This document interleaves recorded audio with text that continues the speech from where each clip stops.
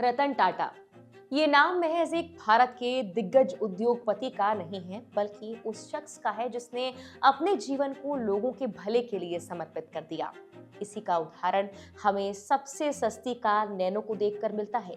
जब लाखों और करोड़ों की गाड़ियां सड़कों पर दौड़ रही हैं, 1 लाख रुपए की ये गाड़ी मिडिल क्लास के सपने के सच होने के साथ साथ रतन टाटा के ड्रीम प्रोजेक्ट के पूरा होने की भी कहानी बयां करती है। तो आइए बताते हैं आपको कि इतनी सस्ती गाड़ी नैनो बनाने का आइडिया आखिर रतन टाटा को कैसे आया। नमस्कार, मेरा नाम है मेघना सचदेवा। आप मुझे देख रहे हैं लोकमत हिंदी पर। रतन टाटा ने खुद नैनो बनाने के पीछे की वजह को शेयर किया था। उन्होंने लिखा था, मैं अक्सर लोगों को अपनी फैमिली के साथ स्कूटर पर जाते देखता था, जहां बच्चे अपने पिता और माता के बीच में किसी तरह बैठे दिखते थे। लगता था जैसे सैंडविच हो। मुझे इससे प्रेरणा मिली कि मैं इन लोगों के लिए कार बनाऊं। आर्किटेक्चर स्कूल से होने का ये फायदा मिला कि मैं खाली वक्त में डूडल बनाता। वो आगे लिखते हैं, सबसे पहले हमने ये पता लगाने की कोशिश की कि दोपहिया वाहन को कैसे सुरक्षित बनाया जाए।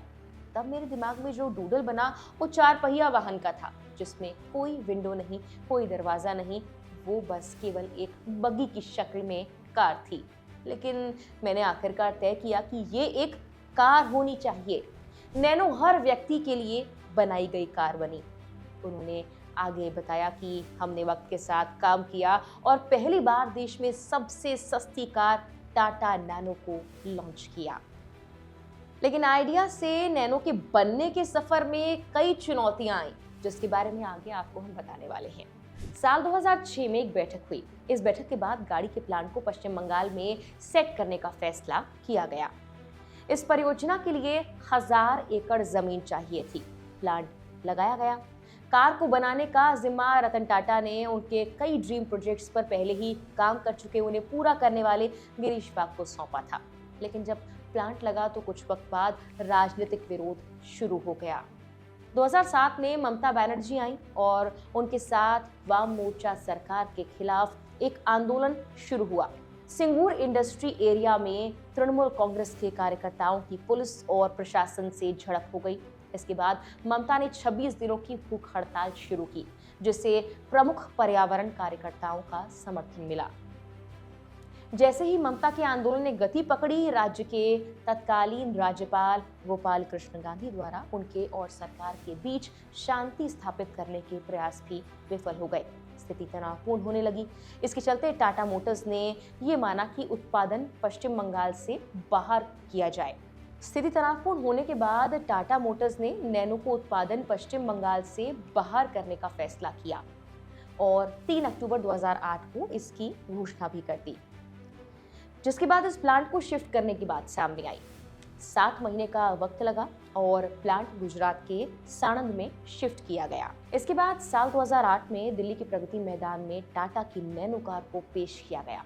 लाख रुपए की इस गाड़ी को लोग लखटकिया कहने लगे। शुरुआती दिनों में तो इस कार की बम्पर डिमांड रही। वेटिंग में लंबी लिस्ट थी। लोग इसे खरीदना चाहते थे। लाख रुपए में ये गाड़ी बहुत सुविधाएं दे रही थी। शुरुआत में इसके लिए लॉटरी सिस्टम रखा गया। इसके लिए 2 लाख से ज्यादा लोगों ने आवेदन भी दिया। 17 जुलाई 2009 वो दिन जब पहली चाबी कस्टम विभाग के कर्मचारी अशोक रघुनाथ को सौंपी गई। ये कार ज्यादातर मध्यम वर्गीय परिवारों का सपना बन गई थी। अब लोग मोटरसाइकिल नहीं बल्कि नैनो कार की बातें करने लगे थे। लेकिन इसकी ये डिमांड काफी शॉर्ट टर्म रही। 2019 में ठीक 10 साल बाद नैनो बंद हो गई। बंद होने से पहले भी कई सालों में इसकी बिक्री उम्मीद के मुताबिक नहीं हुई।